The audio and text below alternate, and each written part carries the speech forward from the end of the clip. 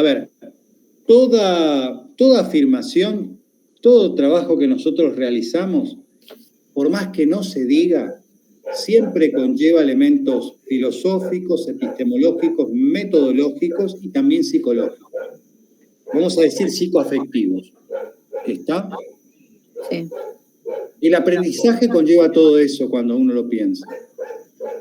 ¿Sí? Básicamente.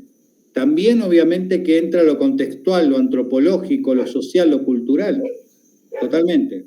No podemos enseñar de manera descontextualizada porque si no, en realidad estamos haciendo un soliloquio. Le estoy enseñando a un alumno en abstracto, ¿sí? Si no, parto del contexto. Claro. Un alumno ideal, a lo kantiano, digamos, ¿no? Pero no un alumno en tanto persona. Juan, Carlos, Josecito, ¿sí? Entonces, el punto de partida para humanizar la educación es partir del encuentro de que en el ámbito psicoeducativo, en el ámbito psicopedagógico, en el ámbito terapéutico, hay un principio básico que es lo relacional. O sea, por eso tenemos una relación de aprendizaje, ¿no? Nos relacionamos entre mínimamente dos personas, pero también nos relacionamos de manera simbólica con los objetos y con las cosas. O sea que hay un principio básico que es lo relacional que atraviesa todo. ¿Sí? Hay cultura, hay tradición, hay lenguaje, porque hay relación. O sea que la relación sería el punto de lo relacional sería el punto de atravesamiento de todas las disciplinas. Sobre todo cuando hablamos fundamentalmente de ciencias humanas, o ciencias del hombre, o ciencias sociales. ¿Sí? Dentro de los distintos abordajes, hay uno muy interesante, que es el que mencionó Guadalupe, que es contemporáneo del psicoanálisis, ¿sí? Que es la logoterapia, ¿no? La logoterapia de un hombrecito que se llama Viktor Frankl. La logoterapia cuando uno lo piensa así, han sabido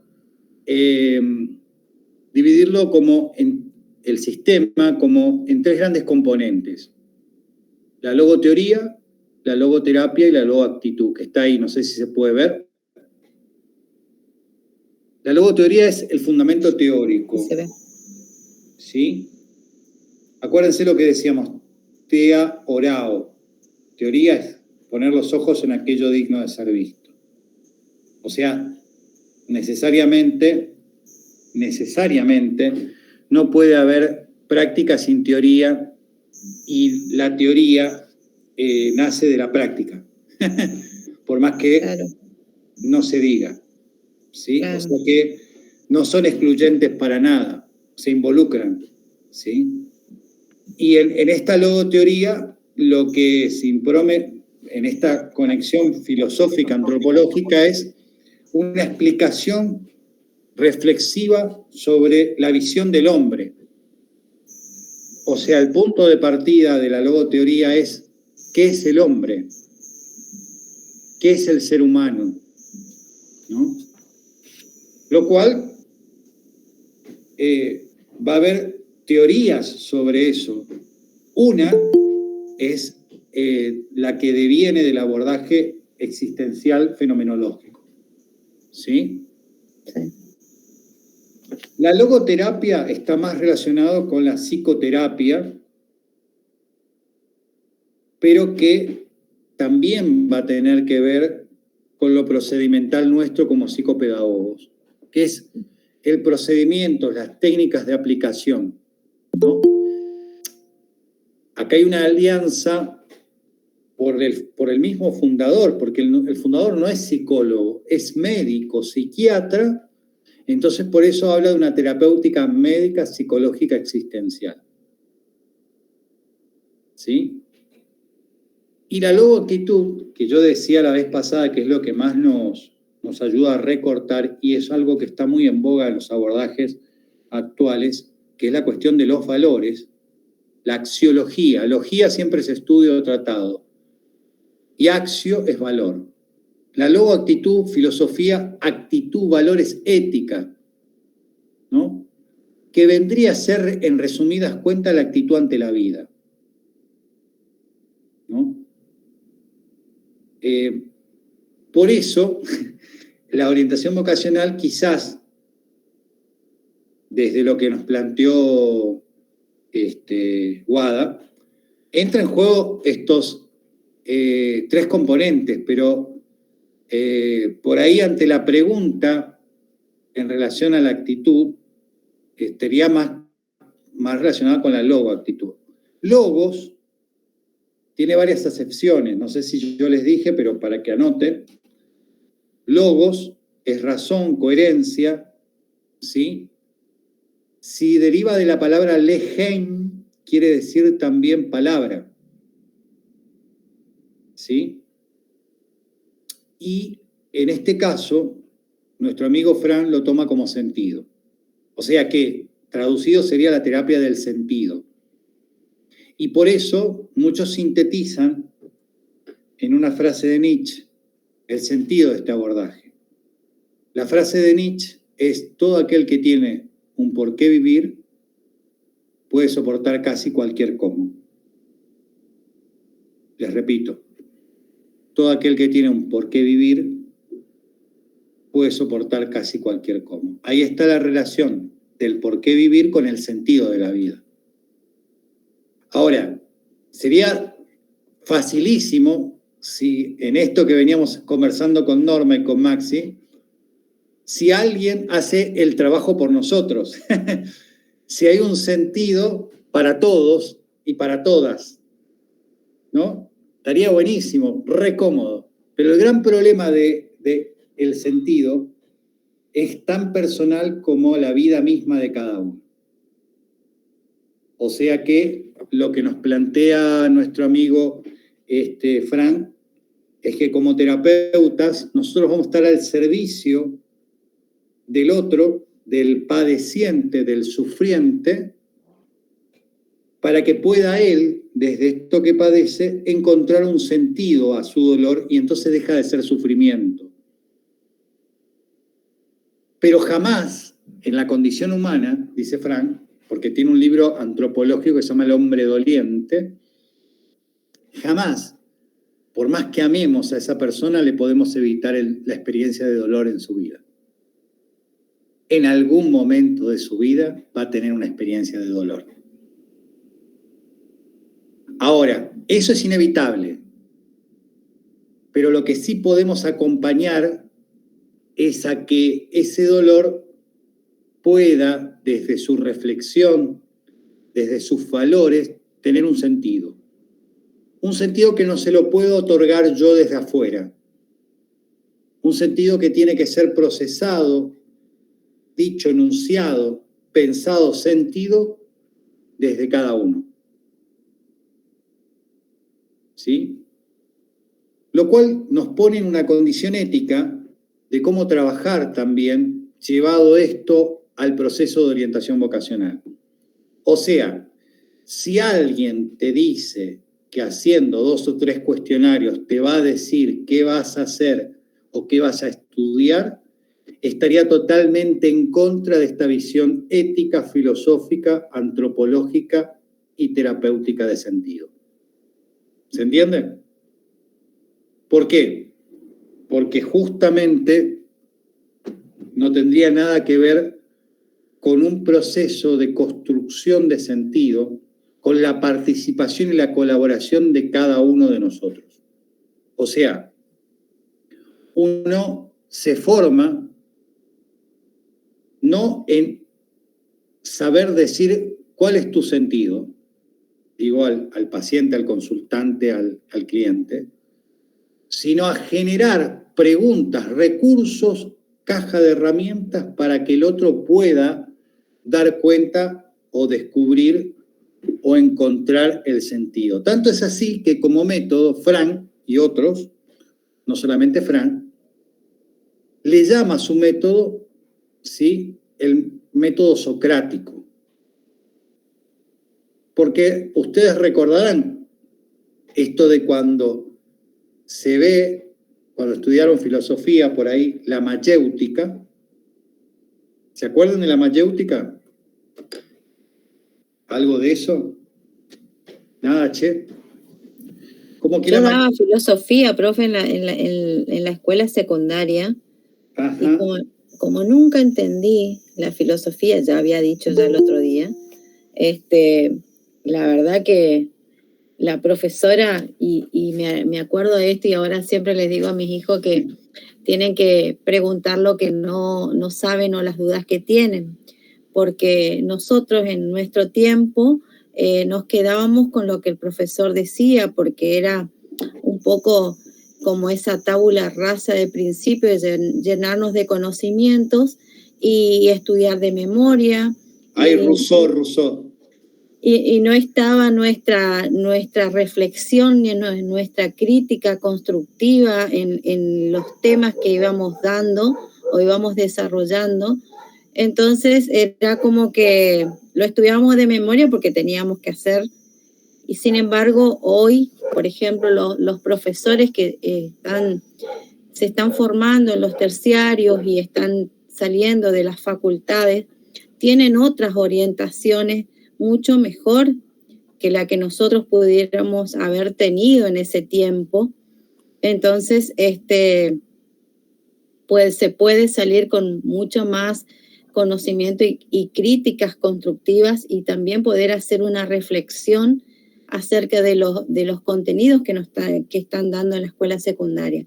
Yo con mi hijo de la escuela secundaria, ahora que está en segundo año, por ahí todo el tiempo estoy hablando, porque me dicen, ay, no, pero si no me gusta esa materia, no, pero si no sirve, no, pero los contenidos no. Y en realidad, están dando cosas que nosotros en nuestro tiempo no dábamos y que recién después, cuando empezamos la facultad, empezamos a aprender un poco más y así, a los tumbos, a los ponchazos, nos caíamos, nos levantábamos y bueno, como siempre digo, la vida te va haciendo y vas leyendo y vas haciendo cursos y ahí es como que uno va formando también esa crítica constructiva y esa reflexión de lo que uno vive a diario, digamos. Y lo que puede significar tener unos autores que te puedan ayudar a reflexionar sobre tu vida misma y sobre cómo vos haces ese proceso de aprendizaje. Bueno, eso que decís vos era lo que ya pensó el maestro Sócrates. ¿Sí? ¿Cómo partir no de la afirmación, sino de la pregunta? O sea, la mayéutica no parte, ¿sí? Primero, dícese, porque nosotros no sabemos, yo no lo conocía a Sócrates, no soy tan viejo, pero cuenta Platón en la biografía, lo que es un poco la vida de él, que era de madre partera y de padre artesano, ¿sí? Entonces él buscaba, porque además de ser filósofo, en Sócrates hay una conexión, está el maestro como educador y también como filósofo. Las dos cosas se conjugan en Sócrates, ¿sí? Y Sócrates decía, bueno, que quería hacer lo mismo que hacía su madre, dar a luz la verdad que habita en cada uno, el saber que habita en cada uno, ¿sí? La madre traía a la vida seres humanos. Él quería que naciera el conocimiento en cada uno de nosotros, que se diera a luz el conocimiento, ¿no? Y también esto de la temática del artesano, porque el artesano ve el alma de la piedra, o sea, se conecta con esa piedra y ve, o sea, lo único que hace, supuestamente dicen, es sacar lo que sobra, el resto, lo que cubre a la obra. Va picando para que se pueda ver lo que ya está en esa piedra, ¿no? Y entonces uno encuentra que un mármol puede ser el David o la Piedad. Qué fantástico, digamos, ¿no? Que haya un tipo que haya visto la Piedad en una piedra de mármol, ¿no? De mármol de Carrara también, no cualquier mármol, ¿eh? Pero, entonces esta cuestión de algo irónico, pero que es necesario como punto de partida de la mayéutica, dice, solo sé que no sé nada. La ignorancia. ¿Por qué es un principio de ignorancia? Vos me decís, en realidad Sócrates no sabía nada, no sabía, pero a fin de lo pedagógico, de lo que se quería lograr, de que se produzca algo que tenga que ver con la relación y no con un traslado de conceptos, de conocimientos, sino que aparezca el conocimiento, y además una concepción que tenía Sócrates, que era que nosotros veníamos de otra vida y nos caímos acá, pues nos golpeamos la cabeza cuando llegamos acá y nos agarró una amnesia, ¿no? Entonces, lo que teníamos que hacer es un proceso para recordar, pero la sabiduría está dentro nuestro, porque tenemos una condición de eternidad dentro nuestro, que es el alma, ¿sí? Lo único que tenemos que hacer tenemos que tener un buen maestro que sepa preguntar para poder descubrir el alma de la piedra. No estoy diciendo que hay algunos que son, sí, madera, ¿viste? Dura, pero más dura que otro, pero bueno, hay que trabajarla, loco. Hay que trabajarla, encontrar el alma del mármol.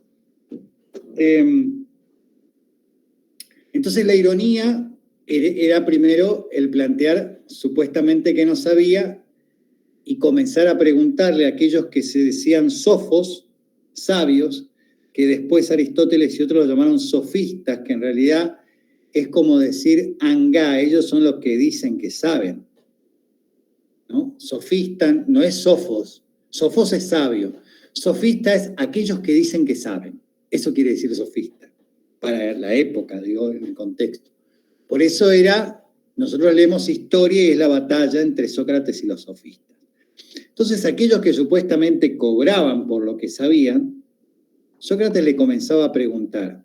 Y las preguntas eran tan buenas que los tipos se enredaban con lo que decían que se terminaban desdiciendo y terminaban reconociendo que no sabían un pedo. El valor fundamental que lo ve Freire, en la pedagogía de Freire, está muy en claro lo socrático. El valor no está en la afirmación, en la repetición, está en la pregunta.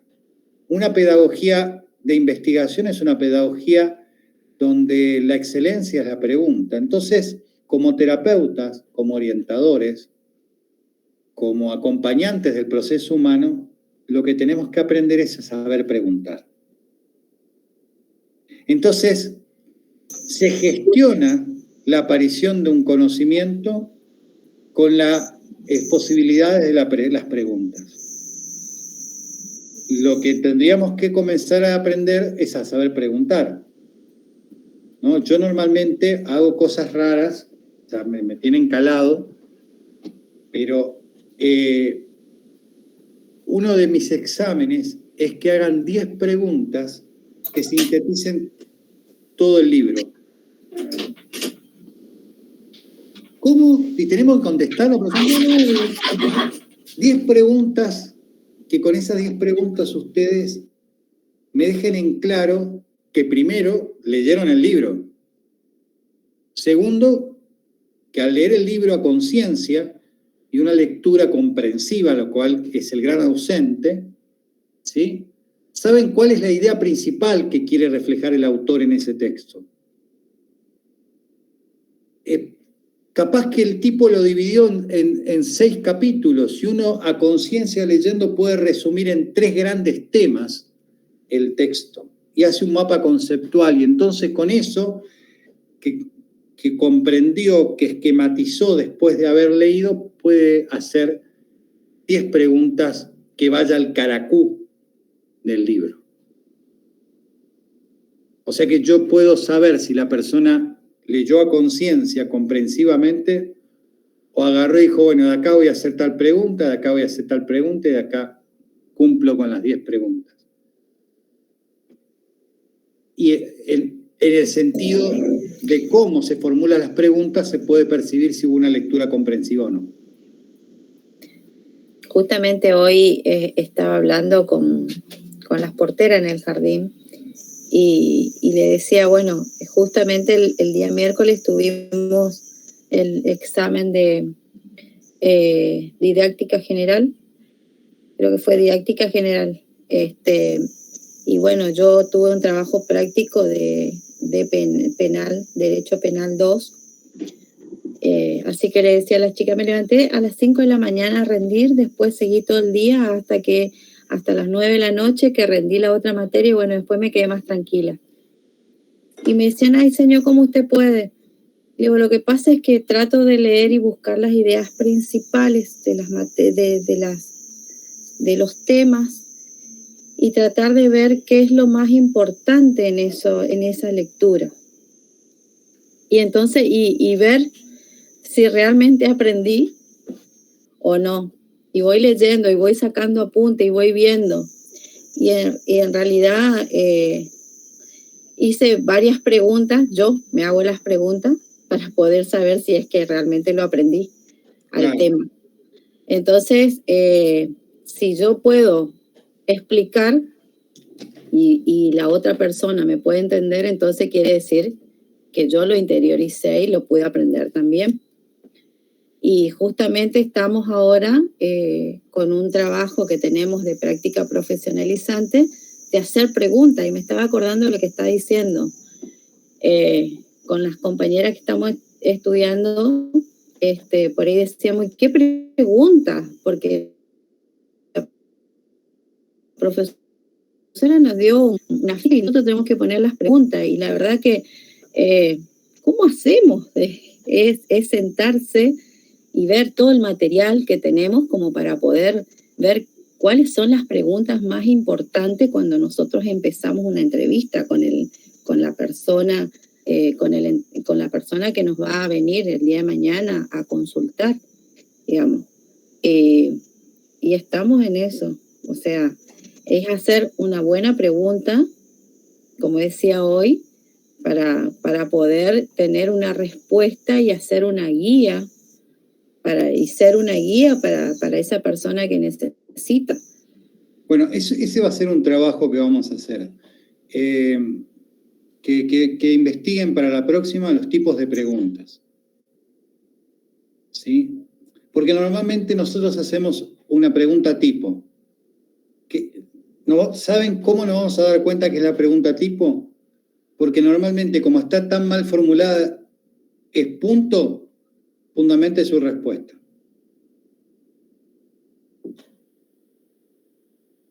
Bueno, por ejemplo, vean qué es una pregunta circular, qué es una pregunta contextual, qué es una pregunta de desarrollo. Distintos tipos de preguntas, ¿ok? Vamos a ver cuántos tipos de preguntas pueden haber. Fundamental. Y en esto, recapitulando, tomando lo que ustedes aportan y yendo al tema en sí, la idea es que en un primer momento nosotros, como acompañantes de camino, asistimos, pero después tenemos que dejar de asistir, ¿sí? Entonces contagiamos la forma de preguntar, y entonces la persona después comienza ella a preguntar. Y lo interesante de este recurso, que si el proceso es asimilado colaborativo, compartido, dialógico, eso mismo que fue para el discernimiento y la decisión, que una persona va por ejemplo, haciendo un recorte, pero el proyecto de orientación vocacional, el proceso de orientación vocacional no es solamente orientación hacia la elección de una carrera, ¿ok? Eso es una parte. Tampoco tiene que ver solamente con la secundaria. Volvemos después a eso. Pero digo, en esto, si la instrumentalización, la puesta en escena del ejercicio en la práctica nuestra fue asimilada por el acompañado, eso no solamente le va a servir para el discernimiento de una carrera, sino que le va a servir para otras cuestiones de la vida. Y en eso es terapéutico. El problema es esto, chicos. Va a dejar de necesitar de nosotros. O sea que le podemos cobrar una sola vez. Qué problema, ¿no? El gran problema de que eso es lo que no hace el psicoanálisis. Hay gente que está 30 años, 40 años psicoanalizándose. Las terapias buenas te liberan, generan espacios de libertad, no de dependencia. ¿No? Te autovalidan, te generan, digamos, herramientas para que vos puedas ir andando solo.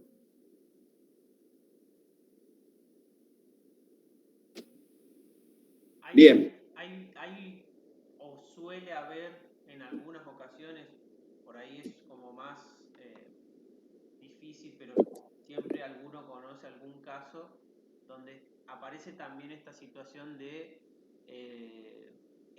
el estudiante tipo paciente que está constantemente con la psicopedagoga, con el psicólogo, con el profesor particular.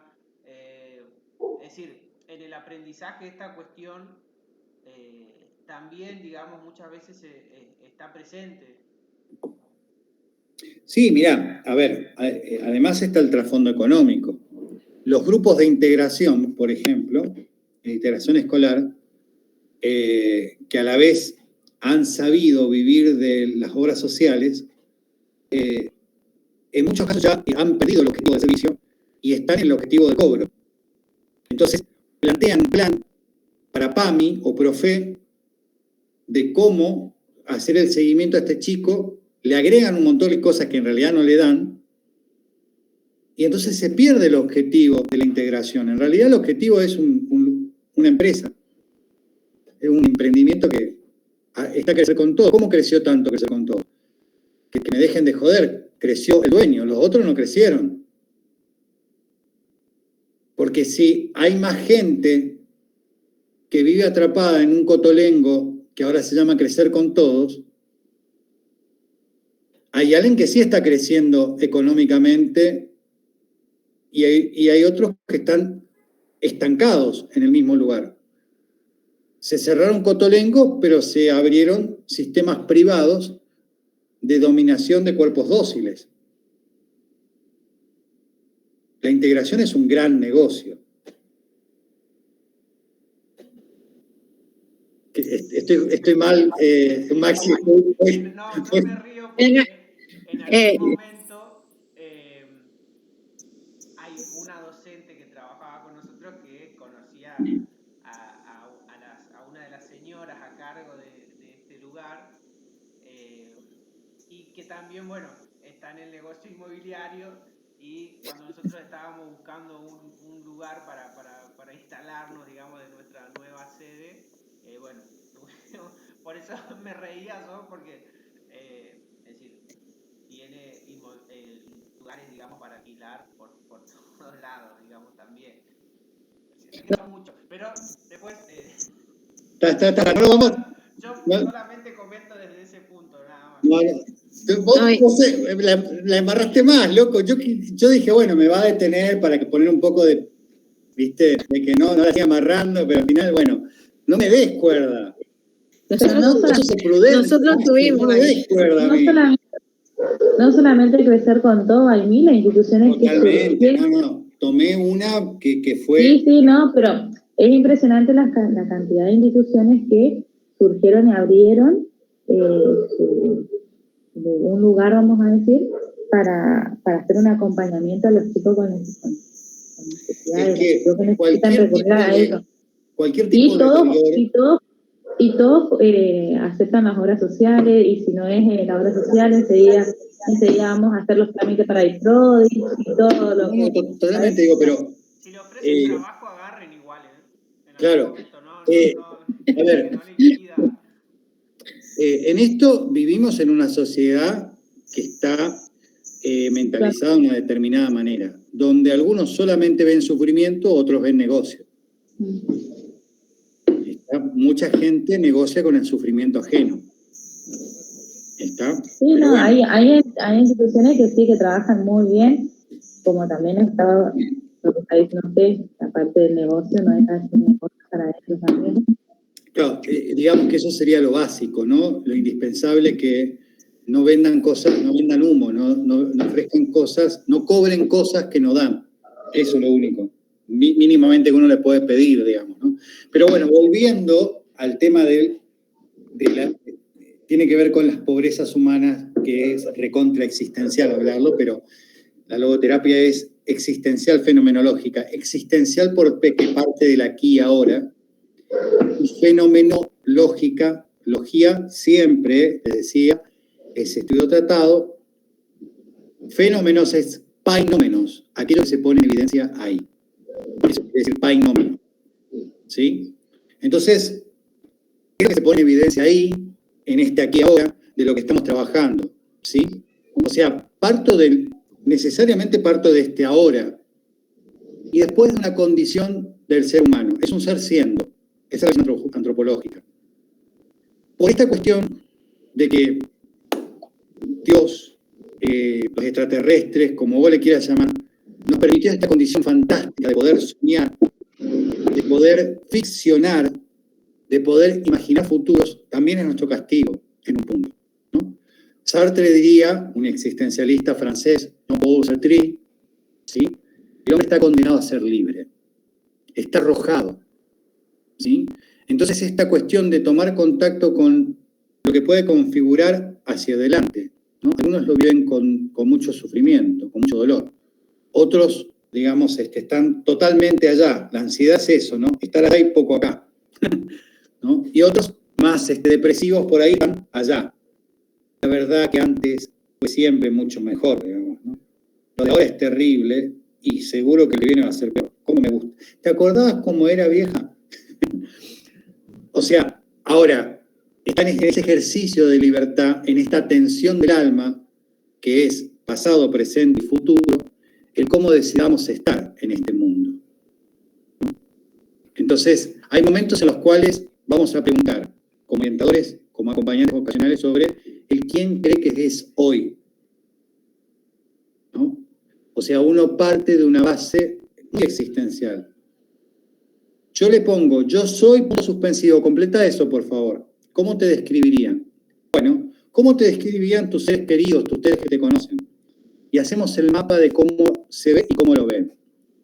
Y ahí, en este ejercicio, va a entrar en juego toda esta dimensión de el estilo de personalidad, porque todos tenemos un estilo de personalidad, extrovertido, introvertido. Las capacidades, todos tenemos capacidades, ¿no? Razonamiento abstracto, razonamiento verbal, espacial, tipos de inteligencias. Capacidad, intereses, ¿qué me interesa? Y ahí vamos a ver también, cuando nos va contando de qué le interesa, vamos a ver cómo fue configurado ese interés. Porque vamos a ver que hay una relación muy significativa entre el interés y lo que supuestamente conoce. Y hay algo tan obvio que a veces no lo trabajamos. Nadie se puede interesar por ello que no sabe que existe. Y entonces está en la pregunta del orientador hacer aparecer cosas, ¿no? Che, ¿sabés que existe la carrera acompañante terapéutico, terapia ocupacional? Ajá, ¿y de qué se trata? Anda y mira. La próxima me decís de qué se trata vos. Pero usted me puede, si usted sabe para qué, típico, si usted sabe por qué me cuenta ya, porque quiero, no es mi trabajo. Entonces también vamos haciendo aparecer cosas que por ahí él no tiene por qué saber. Y también comenzamos a preguntar de manera curiosa sobre la idea que él tiene, por ejemplo, de por qué le interesa la medicina. Y entonces el vago nos dice, sí, yo desde que veo la serie del Dr. House, estoy seguro que voy a ser médico. Mirá, y comenzamos a preguntar. Y ahí está el ejercicio de la pregunta. Y depende cómo preguntamos, por ahí la persona va a caer en cuenta de que en realidad le gusta más la cuestión de la gestión, el liderazgo, las relaciones de recursos humanos, no la medicina. Porque cuando él comienza a poner en palabras por qué supuestamente hace esta relación, medicina, Dr. House, y le preguntamos cuál es la relación a él, y él comienza a describir al Dr. House, nos damos cuenta que está describiendo otra cosa, no la medicina. Pero eso tenemos que ayudar a que él se dé cuenta, y ahí está nuestro trabajo de saber hacer buenas preguntas. Y después lo otro que entra en escena es la relación económica real. ¿Qué podemos hoy? Que no es bajonearle, decir, no, pibe, no te da el bolsillo para estudiar esto. No. Es una conciencia de situación. Tus padres pueden esto. Pero también decirle, bueno, si vos podés esto, no decirle, hay algo muy fuerte, que es cuando uno sueña algo. Y uno puede instrumentar en un tiempo diferente, quizás al de tus compañeros, el proyecto de lo que querés alcanzar. Y ahí viene el plan de vida, no el proyecto de vida, que es la estructuración de una manera sistemática de cómo voy a, junto con mi estilo de vida, lograr ese proyecto a través del plan. Pero lo hablamos. Él tiene que saber que, digamos, por ejemplo, si los padres dicen, yo quiero que haga un proceso de orientación vocacional, pero Corrientes nada más, Bueno, hablemos primero. ¿Por qué quieren solamente? No es lo mismo que digan porque no puedo económicamente o porque tengo miedo. Tenemos que trabajar el miedo en ese caso, ¿no? El miedo que se va a Córdoba, que lejos yo no los pueda asistir. Bueno, ahí tenemos que trabajar en los padres primero. Pero la curiosidad no es de chusma, es una curiosidad que pone en escena todos los elementos que entran en juego en el proceso.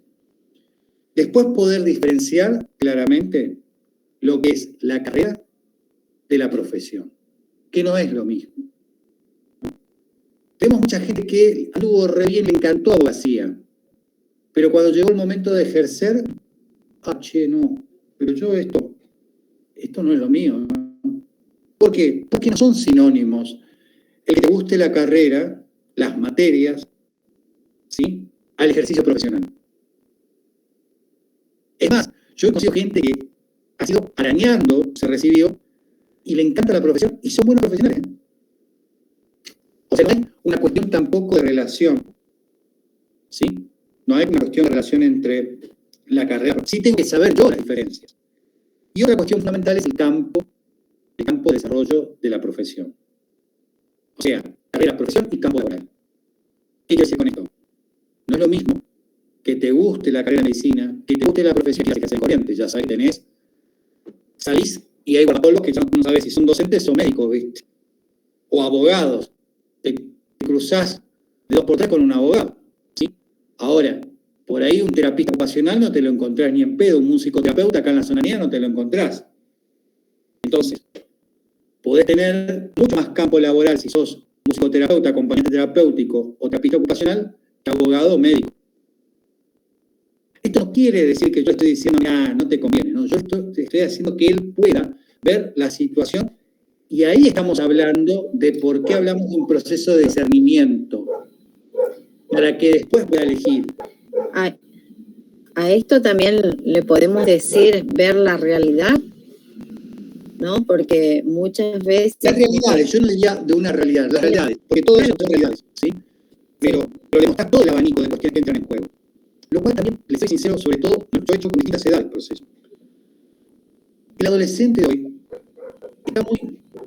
Hay una característica que está diciendo que es de este tiempo, que tiene baja tolerancia a la frustración, ¿sí? Le cuesta frustrarse. Y como hoy hablábamos con Norma, está el llame ya. O sea, está el llame ya, todo rápido, hecho, ¿sí? ¿Para qué voy a hacer si lo puedo comprar hecho? ¿Sí? Y conformismo, hay una ausencia de la filosofía de la responsabilidad del sacrificio, del esfuerzo, no del sacrificio, del esfuerzo, de que hay un valor en esforzarse. Hay una disvalor que se hizo valor, que es el facilismo, ¿no? Entonces, eso, en este contexto de este tiempo, nosotros por eso, si vamos a trabajar con adolescentes, no podemos solamente estudiar psicología evolutiva. Tenemos que pensar en cómo es el adolescente de hoy, del siglo XXI, o del 2021. ¿Cómo es este adolescente de hoy? Y quizás hagamos un trabajo fantástico. Dentro de 3 años, eso que armamos para el adolescente ya no sirve. Puede pasar, o no. Pero está sujeto a revisión todos los años, de acuerdo al grupo y al contexto que yo tenga que llevar adelante. ¿Qué es lo que sí o sí está en el esqueleto y no importa la edad? Que en un proceso de orientación vocacional no puede ser unidireccional. Es colaborativo, conversacional, dialógico, y donde ambos procesos se encuentran para producir un discernimiento. Ahora, el que toma la decisión es uno. Eso sí. Aunque parezca mentira, nosotros vamos a ser jodidos de este juego. Porque vamos a hacer lo que alguno va a descansar y va a decir, tirame 2 preguntas. No. Vamos a revolver todo lo necesario para que justamente él pueda ver todo lo que entra en juego a la hora de poder elegir. Yo puedo elegir si hay un buen proceso de discernimiento. Para hacer un buen proceso de discernimiento tiene todos esos elementos. Y capaz me ayudan. La construcción de argumentos. ¿Qué quiere decir con esto? A veces he comenzado a trabajar con algunos cuando me dicen, la verdad no sé ni en pedo qué hacer, no sé si. ¿Y qué sabes? ¿Qué supuestamente sabes que ni en pedo harías o serías? Ah, no, yo, abogado ni en pedo. ¿Por qué? Y no, la verdad que, y ahí trabajamos y vemos el argumento. Porque a veces vemos que hasta el argumento del por qué no es un sinsentido. ¿No? Me acuerdo uno que hoy, la chica es una es juez. Ni en pedo voy a ser abogado. ¿Por qué? Porque el abogado no tiene tiempo para sus hijos. Te juro, esa es la frase. ¿Cómo es esto de que no tiene tiempo? El abogado no tiene tiempo para sus hijos. Y para más joder con esto, porque se usa el humor, se usa. Ahí está la plasticidad. No tiene tiempo para sus hijos. A ver, ¿cómo es eso de que el abogado? Y no, el abogado no tiene tiempo para sus hijos por esto. Bueno, cuando ella pudo decir, mi papá y mi mamá, que son abogados, no se hace tiempo para nosotros, ella pudo separar la abogacía de los padres. Y también se pudo permitir pensar que hay otra forma de ser abogado, y hay otra forma de ser profesional, y hay otra forma de ser madre o padre y abogado. Y hay otra forma de elegir, el que uno por ahí elija a la familia primero y después al trabajo. Pero cada uno puede elegir eso. Hoy por hoy, te digo jueza. Pero por ahí sí no se planteaba esta diferenciación, de que no es que la abogacía hace que uno no pueda dedicarse a los hijos. ¿Se entiende? Entonces, la construcción de un argumento, porque no le vamos a devolver un informe a los padres que diga su hijo tiene cara de locutor. ¿Sí? Se lee la radiografía. Por la mandíbula, ¿vio? No. El que le devuelve lo que procesó como informe a los padres es el mismo chico.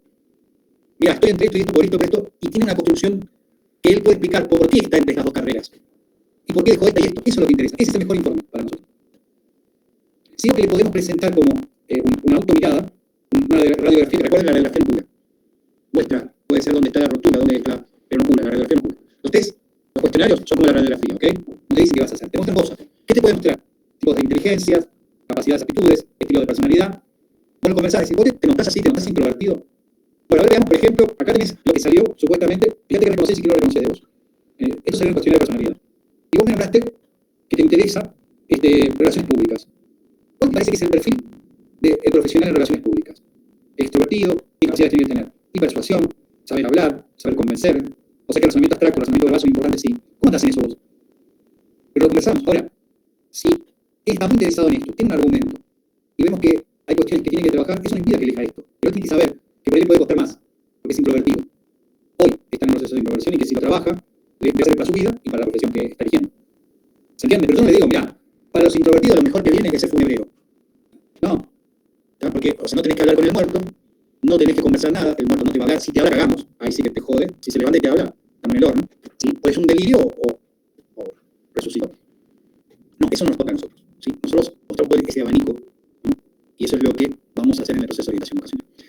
No sé si les queda alguna pregunta, estuve medio... Ah, bien, también, sobre todo si es sereno, si es tranquilo. Introvertido y tranquilo puede ser sereno. Serenidad. ¿Preguntas?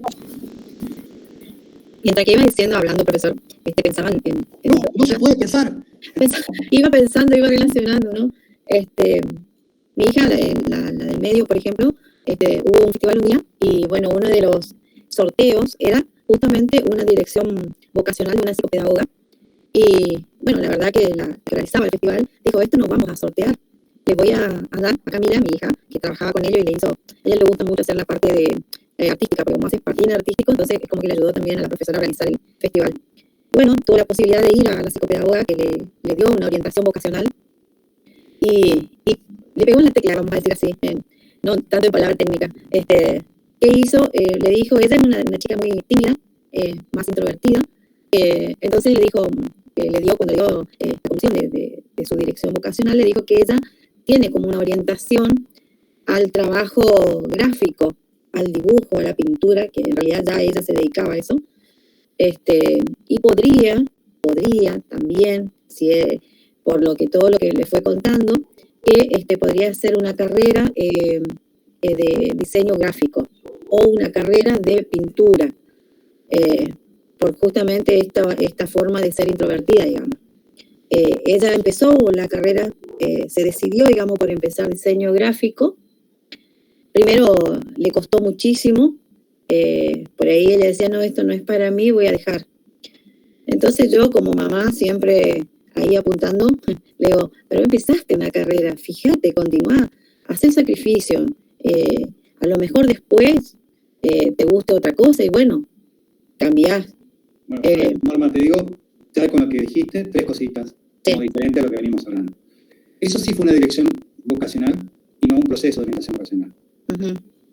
Cosa de lo cual yo me opongo rotundamente a lo que sí, muchas psicopedagogas hacen, que es dirección vocacional. sí. Una dirección vocacional es decirle al otro... ¿Qué puede ser? Sí. Para mí es contrario a todo lo que propicia Freire y va hacia favor de una educación bancarizada. Sí. ¿Cuál es el efecto posterior que lo pudiste ver después? Cuando uno no estuvo con una participación activa y dijo, a mí me parece que puede ser esto o esto, sí, rápidamente puede caer y decir lo dejo. Claro, sí, eso es lo que primero hizo. ¿Entendés? Eso es lo que primero. Por otro lado, también, si me preguntás, vayamos al principio antropológico. La persona es un ser siendo, un ser en proceso, ¿no? Lo mismo pasa con el casamiento. Hoy te digo que sí y hoy te digo que para toda la vida. Dentro de 10 años no sé. ¿No? Y en esto pasa lo mismo, por eso está tan relacionado la vocación con la vida misma. Hoy te puedo decir, con un buen proceso de orientación vocacional, con un buen acompañamiento, la persona escogió esto. Después pasaron otras cosas en su vida que pueda producir una modificación. Ahora, cuando se hizo un buen proceso, el proceso no solamente sirve para la elección de carrera, sirve para otras cosas también. Y por otro lado, la persona puede ver cómo instrumenta esto que hizo para otras cosas, ¿sí? Porque ha sabido hacer un proceso de discernimiento verdaderamente. Lo otro es, yo te comunico que vos estás entre esto y esto. Claro. ¿No? Pero, ¿sabes qué, Norma? Eso es lo que se vende. Sí.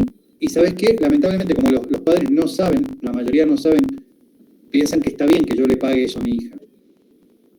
Sí. Ahora, nosotros, que nos estamos formando, éticamente no es correcto que lo hagamos así. Ahora ya es otra cosa. Ahora que vos te estás formando, no solamente... Claro, vos podés decirle a otro, chaque, fíjense esto.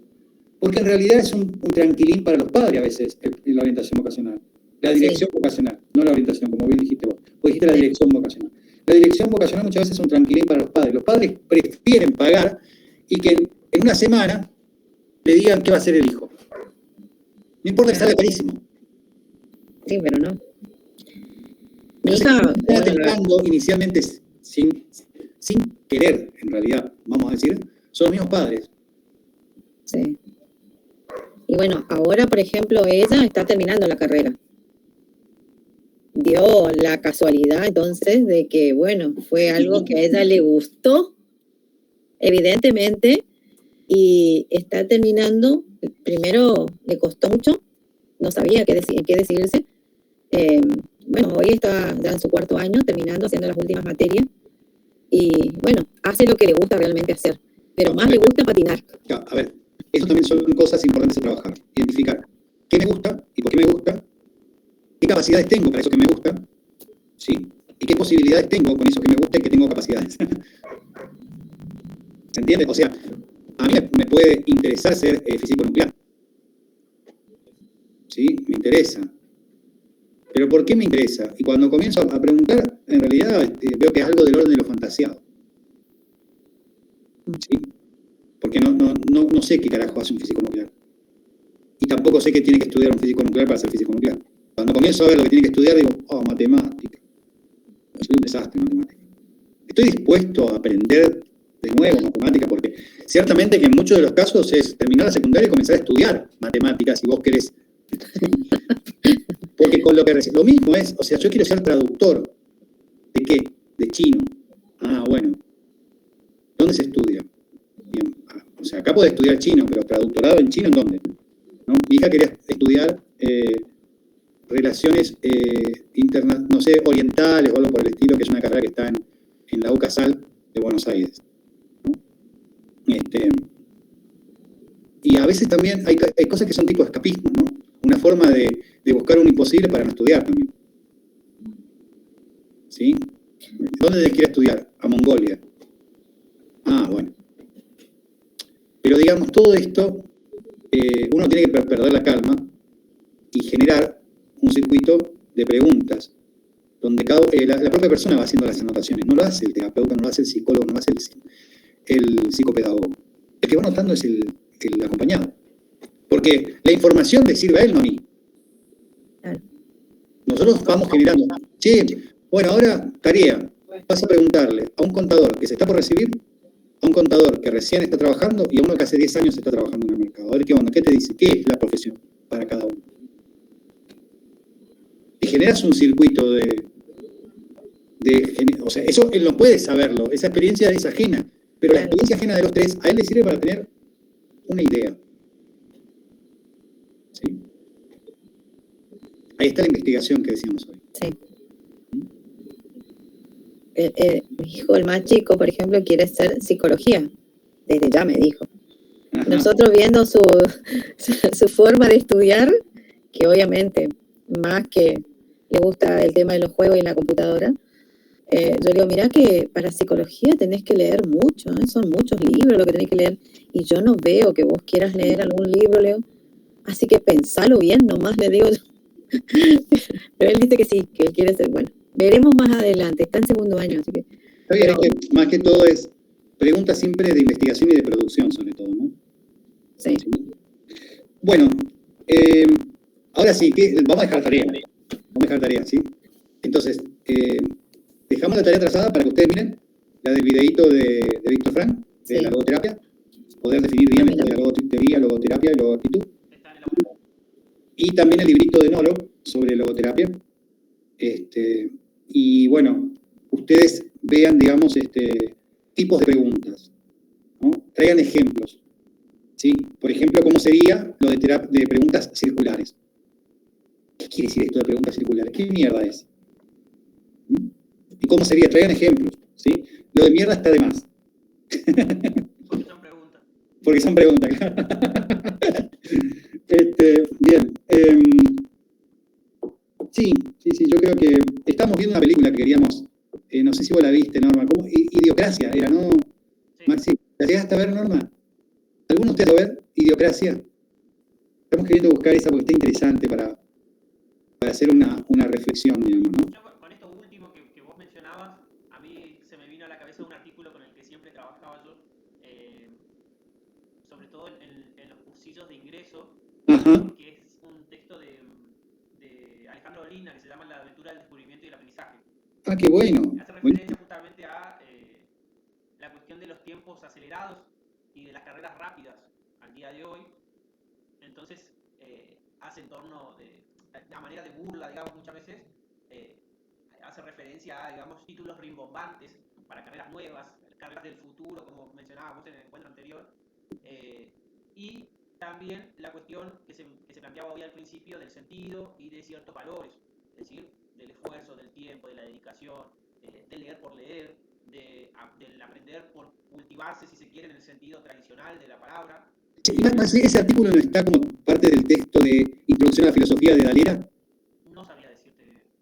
Porque me está sonando, pero bueno, ¿vos lo tenés? Sí, lo ubico porque siempre lo ocupo así. Dale, pasá y vamos a hacer esto, que lo lean.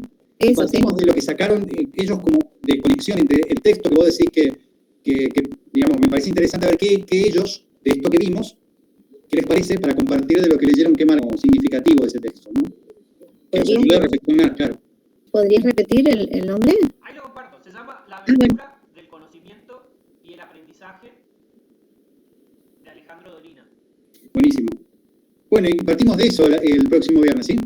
Okay. Hacemos al revés. Con Maxi lo que vamos a hacer es escuchar, preguntar. Vamos a preguntar. Entonces, está el texto y traigan cuántos tipos de preguntas puede haber. ¿Sí? Para compartir y ejemplos de esas preguntas, para que se pueda entender y diferenciar. ¿Ok? Ok. Bueno, buen fin de semana. Listo, gracias. Hasta luego. Hasta luego.